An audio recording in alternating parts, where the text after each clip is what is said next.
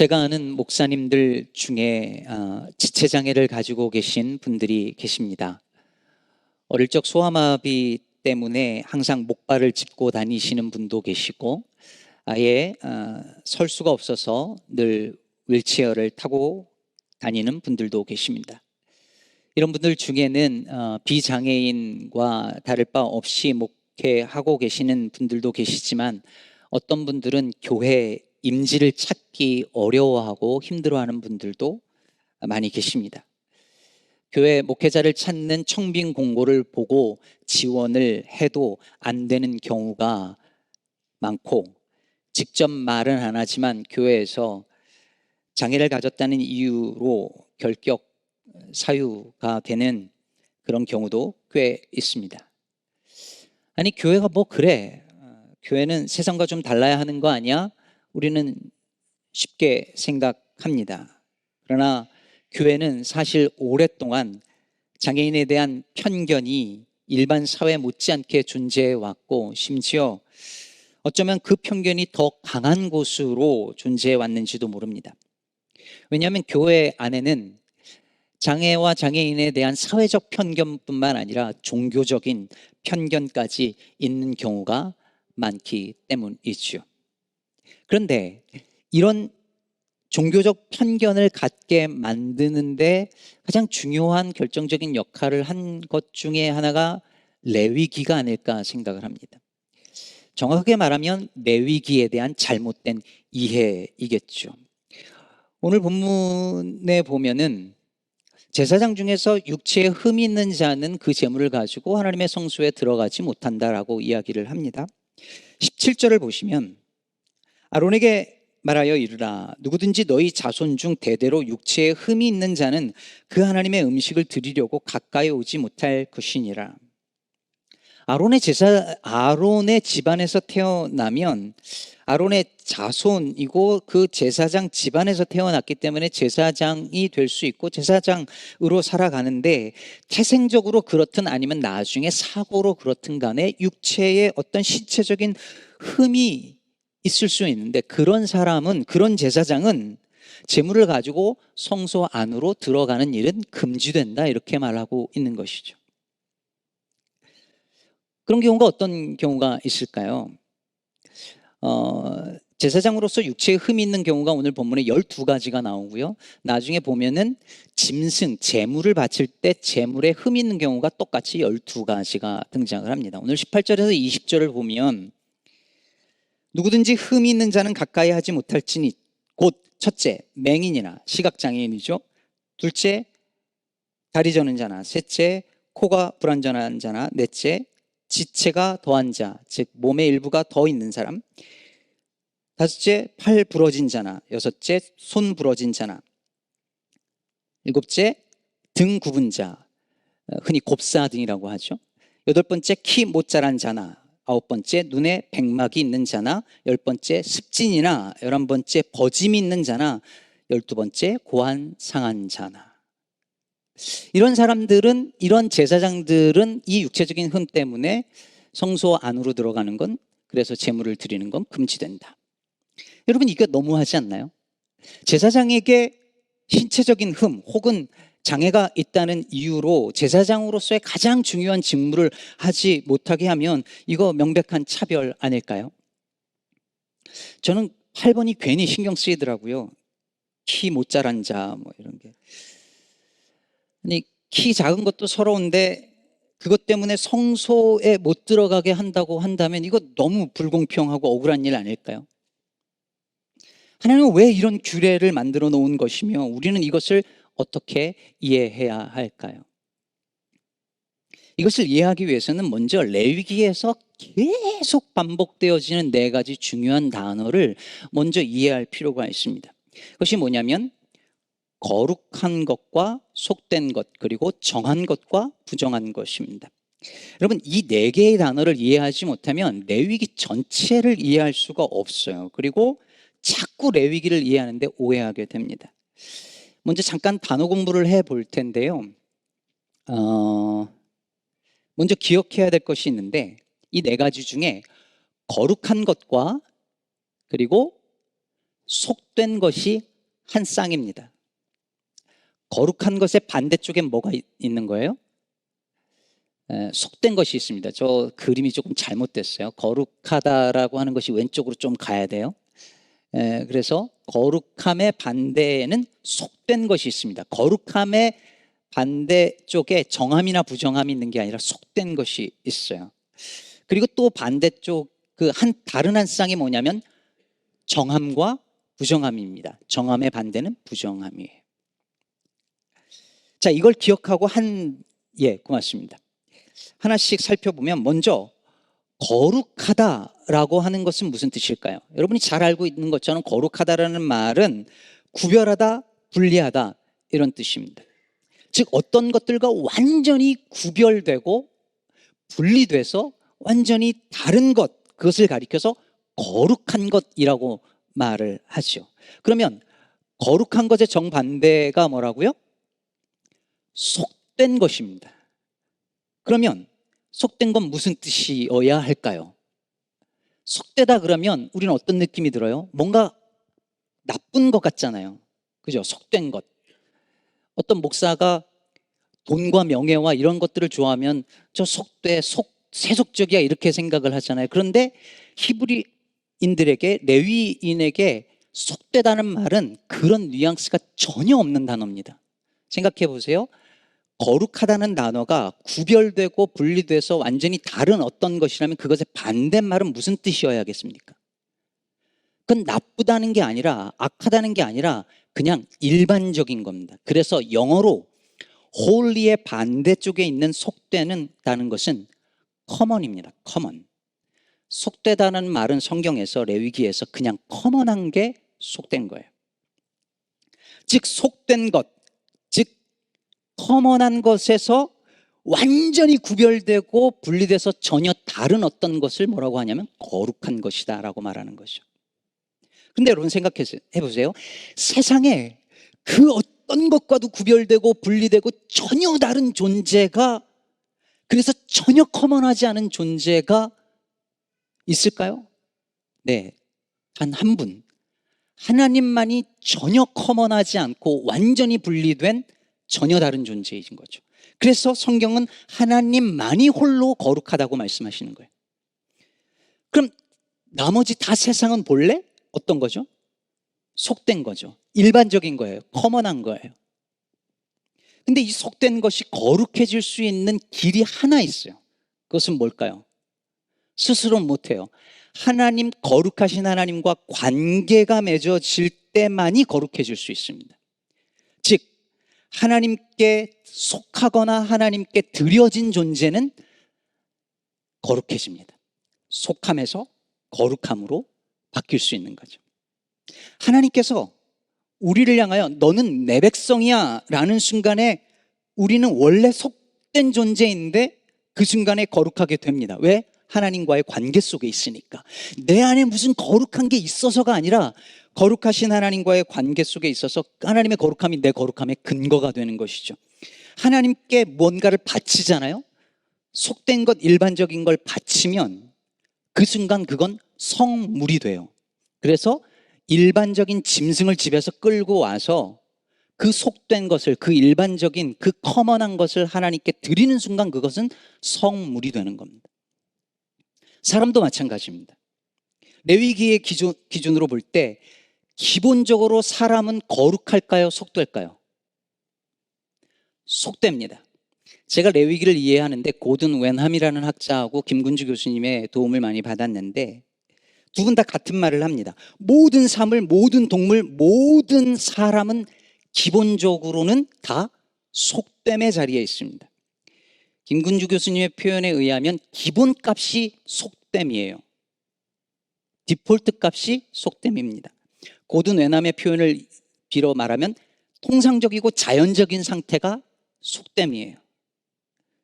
그런데 그렇게 기본적으로 속된 존재가 하나님께 드려지면 거룩해지는 거죠. 자, 그러면 이제 다른 한쪽에 뭐가 있다고요? 정함과 부정함이 있어요. 거룩하지 않은 모든 건 다 속된데, 속된 것은 두 가지로 나누어지는데 속된 것은 정한 것과 부정한 것으로 나뉘어집니다. 그런데 여기서 중요한 게 뭐냐면 속되다는 말이 무슨 악하거나 잘못했거나 죄를 지었다는 말이 아니라 그랬잖아요. 마찬가지로 정하다 부정하다 할 때는 그 어떤 윤리적 그리고 도덕적 가치 판단이 없는 단어입니다. 무슨 말이냐면 부정한 건 무슨 죄를 지은 게 아니에요. 물론 죄를 지으면 부정해지지만 이 단어의 본래 말은 죄를 지은 게 아닙니다. 정하다는 건 하나님께 제사를 드릴 수 있는 상태란 뜻이에요.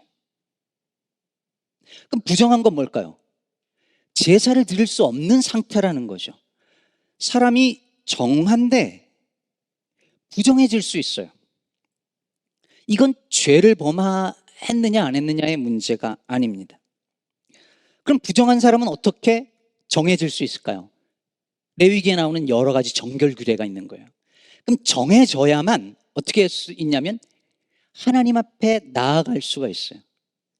속되고 정한 것이 하나님 앞에 거룩하게 될 수 있어요. 그런데 부정한 상태에서 거룩한 하나님께 바로 예배를 드릴 수 없어요.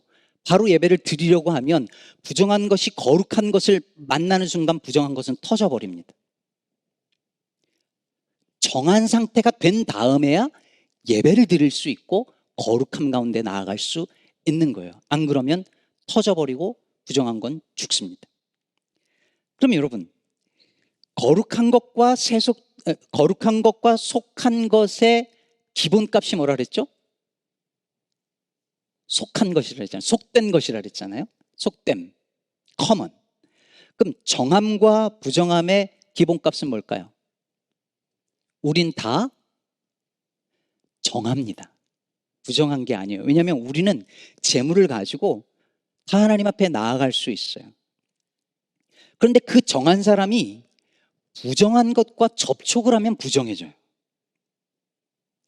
정한 거는 기본값이기 때문에 전염되지 않아요. 근데 부정한 건 정한 걸 전염시킬 수 있어요. 거룩한 건 속된 것을 전염시킬 수 있어요.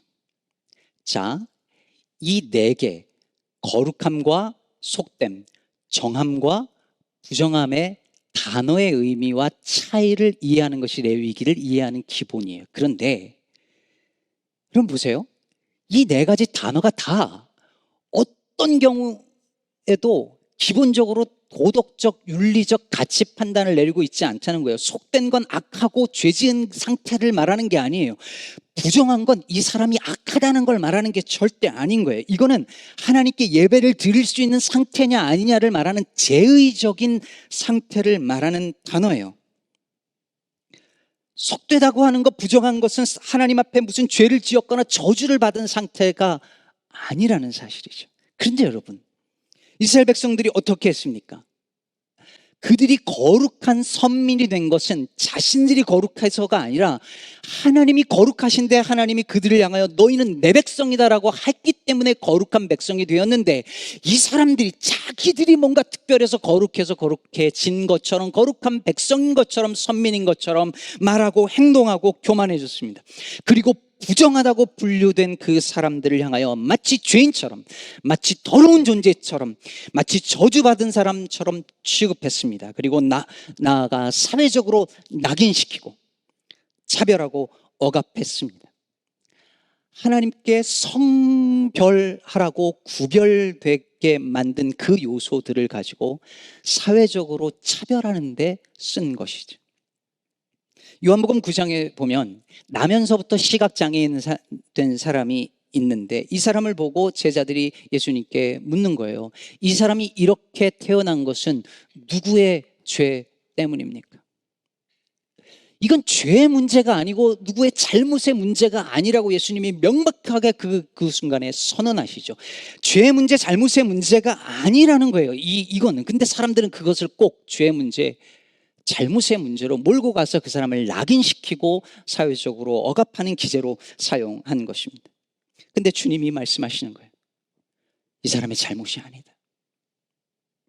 저는 교회가 이런 말을 해주는 곳이어야 한다고 믿습니다.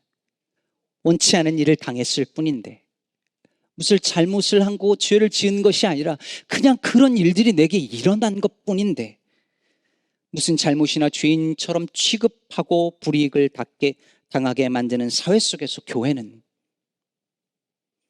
당신 잘못이 아니에요 라고 말해줄 수 있어야 합니다. 저는 이런 시각이 오늘 본문 말씀에도 담겨 있다고 믿습니다. 여러분, 이제 이 네 가지 단어에 대한 이해를 가지고 생각을 해보세요. 제사장인데 흠이 있어요. 흠 있는 제사장이에요. 그러면 흠 있는 제사장은 거룩한 상태일까요? 속된 상태일까요? 정할까요? 부정할까요?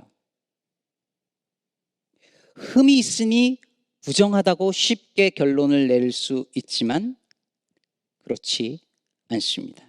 왜냐하면 여러분 아까 말한 것처럼 부정한 것은 정한 상태가 되지 않으면 거룩함의 자리로 나아갈 수가 없어요. 왜냐하면 부정한 것은 거룩한 것과 만나면 터져버린다 말씀드렸으니까요. 파괴되어 버려요. 그런데 오늘 말씀의 22절을 보면 그는 그의 하나님의 음식이 지성물이든지 성물이든지 먹을 수 있다고 말합니다.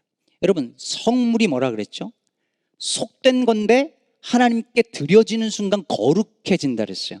근데 거룩한 것을 부정한 사람이 먹으면 부정한 것은 터져버리고 파괴될 수밖에 없는데 하나님이 먹을 수 있다고, 먹으라고 말씀하시는 거예요. 그건 뭘 의미하겠어요? 이 사람의 상태가 지금 부정의 상태가 아니라는 거죠. 흠이 있지만 정한 상태예요. 그뿐이 아닙니다. 흠이 있어도 지금 이 본문은 이 사람이 여전히 제사장이라고 말하고 있습니다. 여러분, 제사장은 속된 사람들 속에서 구별돼서 하나님께 드렸기 때문에 제사장은 거룩한 존재예요. 그래서 이 사람은, 이 제사장은 흠이 있어도 성소에 들어가서 하는 그 일만 못할 뿐이지 다른 모든 제사장 직무는 할 수 있습니다. 그래서 오늘 본문은 흠이 있어도 너는 여전히 거룩한 제사장이라고 이 본문은 말해주고 있는 것이죠. 흠이 있어도 너는 여전히 내게 드려진 거룩한 제사장이야 말씀하고 있습니다. 사랑하는 여러분, 흠이 있어도 여전히 거룩한 제사장이라는 이 말씀이 우리에게 위로가 되지 않습니까? 하나님께서 우리를 향하여서 너희는 왕같은 제사장이고 거룩한 나라라고 말씀하셨습니다. 전혀 거룩해 보이지 않아요, 저는. 근데 이 말은 우리가 흠이 없다는 말이 아니에요. 너희는 거룩한 제사장이고 거룩한 백성이라고 말할 때 그것은 우리가 흠이 없다는 말이 전혀 아닙니다. 흠투성이지만. 근데 하나님이 여전히 우리를 향하여 너희는 거룩하다고 하십니다. 왜냐하면 내가 거룩하니까. 내 백성인 너희는 거룩하다. 내게 속한 사람이니까 거룩하다. 흠이 있어도 너희는 내 거룩한 백성이요 제사장이다. 하나님은 그렇게 우리에게 말씀하십니다. 제가 아는 전사님 중에 제가 너무 좋아하는 전사님인데 한국에서 유명한 찬양팀 사역을 하다가 미국에서 전도사로 사역을 하고 계셨어요. 처음 만났을 때 찬양 인도하는데 얼마나 열정적이고 고음이 막 옥타브가 얼마나 올라가는 분인지 몰라요. 힘이 펄펄 넘쳤는데 어느 날 목소리가 안 나오기 시작을 했습니다. 노래는커녕 아예 말을 못하게 됐어요. 이 목소리를 입 밖으로 내는 그 메커니즘에 문제가 생겨서 말이 앞으로 이게 나오지가 않는 거예요. 제가 그 기억에 거의 지금 한 10년이 되어 가는 것 같은데 아직 목소리를 못 찾고 있습니다. 이유도 한국에 가서 권위자들에게 다 만나는데 이유도 못 찾고 있어요. 그러니 목회자가 찬양은 당연히 못하고 설교도 못합니다. 주로 행정적인 일만 했습니다. 문제를 찾으려고 한국 갔다가 그래도 너무 감사하게 미국에서 이분을 전임 사역자로 모신 교회가 있어서 지금 사역을 하고 계세요. 너무 정말 감사해요. 근데 그 전사님 때문인지 모르겠지만 제가 가끔 그런 생각을 엉뚱하지만 하곤 합니다. 제가 만일 목소리를 잃어버린다면, 지금 제가 이렇게 낭낭한 목소리로 찬양도 하고 설교도 하지만 제가 만약에 목소리를 잃어버려서 설교도 못하는 지경에 이른다면 그래도 저는 여전히 목사일까요? 여러분은 그렇게 돼도 저를 여러분의 목사로 받아주실 건가요? 그것도 담임 목사로? 아무도 대답을 안 하시는군요. 이른비 예배 때도 다 그냥 웃고 마시더라고요. 저는 말할 수 있고 지금 설교도 할 수 있지만 사실 저는 목회하기에 흠이 많은 사람이라는 걸 제가 너무 잘 알고 있습니다. 그냥 빈말이 아니라 저는 제가 잘 압니다. 성품이나 자질 면에서 많은 흠이 있고 꼭 목회자로서가 아니라 한 사람의 인간으로서, 남편으로서, 아빠로서, 자식으로서도 그렇습니다. 그래서 그게 너무 힘이 들 때가 많고 고심이 될 때가 많습니다. 오늘 이 말씀이 제게 위로가 되었습니다. 흠이 있어도 제사장이 아닌 게 아니라고. 흠이 많아도 여전히 거룩한 제사장이라고. 너는 내 소유라고. 너는 내 백성이니 거룩하다고 말씀해 주십니다. 이것은 여러분에게도 마찬가지로 주시는 하나님의 말씀입니다. 우리 모두 다 흠 많은 인생들 아닌가요? 그런 생각을 합니다. 나이 40쯤 넘어가면 상처 하나 없고 흠 하나 없는 인생 없는 것 같아요. 그러다 50, 60, 70 넘어가면 온 몸과 마음에 그냥 인생 구석구석의 흠과 생채기 투성입니다.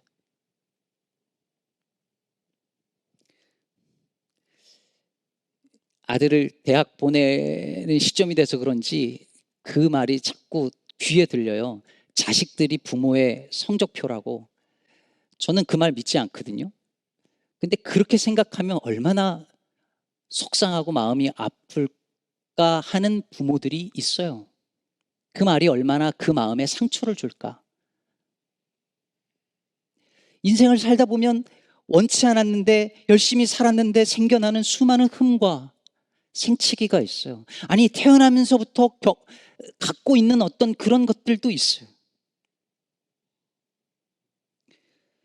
근데 정호승 시인이 그랬잖아요. 나는 그늘이 없는 사람을 사랑하지 않는다.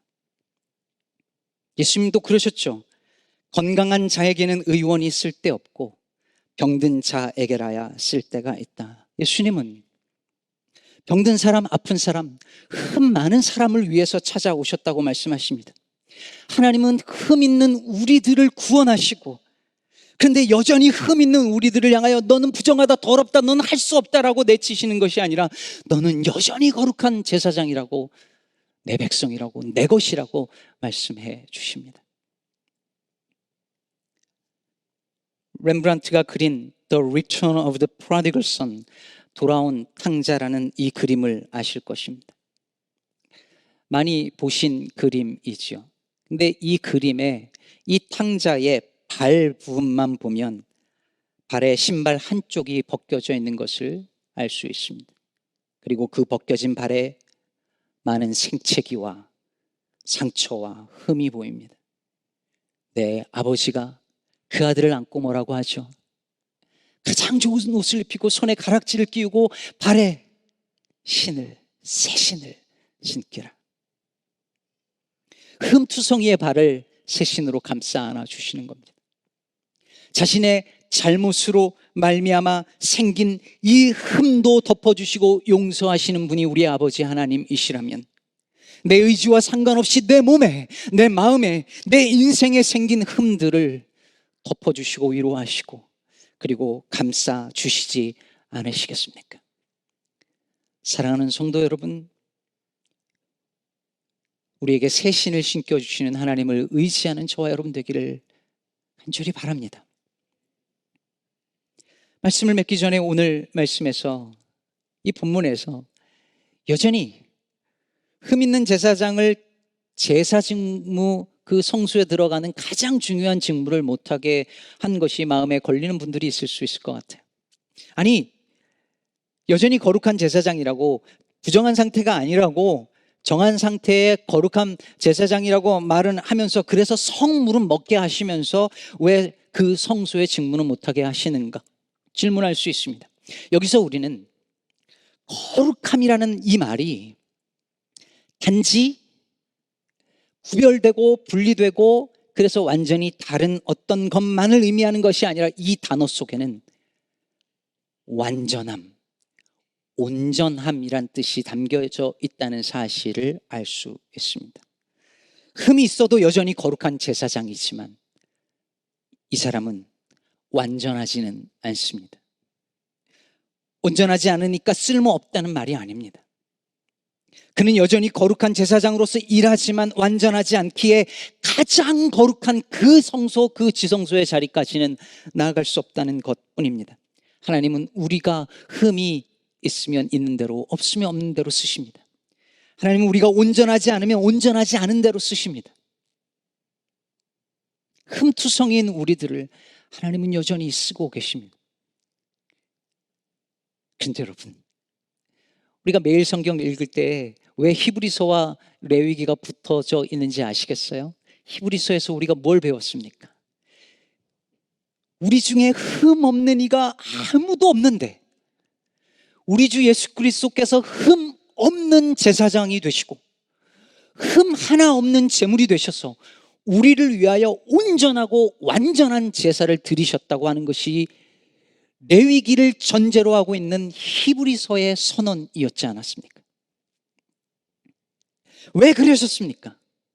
하나님은 흠 있는 우리들을 구원하셔서 속되고 흠 있지만 하나님이 너는 내 백성이다 하시면서 거룩한 백성 삼으셨고, 그러나 여전히 흠 있는 우리를 향하여 흠 없는 거룩한 백성으로 온전하게 살고자 하시는, 최종적으로 온전한 하나님의 거룩한 백성으로 만들고자 하는 하나님의 목적이 거기 있기 때문입니다. 그것을 에베소서 5장 26절 27절은 이렇게 선언하고 있습니다.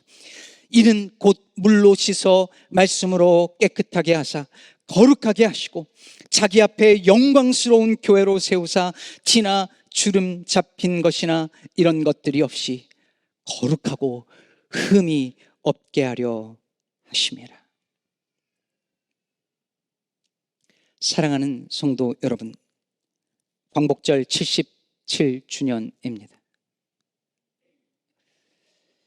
일본의 억압으로부터 해방된 우리나라는 참으로 자유할까요? 여전히 우리 사회는, 우리 땅은 허리 잘린 흠 많은 나라로 존재하고 있습니다. 여전히 우리나라는 홍수의 피해 속에서 장애가 있는 분이 빠져나오지 못해서 죽어가야 하는 사회입니다. 우리나라를 생각하면 늘 마음이 아픕니다. 한반도처럼 흠 많은 나라가 있을까 싶습니다. 허리가 잘린 상태에 77년을 보내고 있는 나라니까요. 그래도 하나님이 우리나라를 사랑하시고 보듬고 있다고 저는 믿습니다. 그 갈라진 땅을 꿰매시고 그 상처를 치유하시고 흠없게 하실 그 날을 바라고 소망합니다.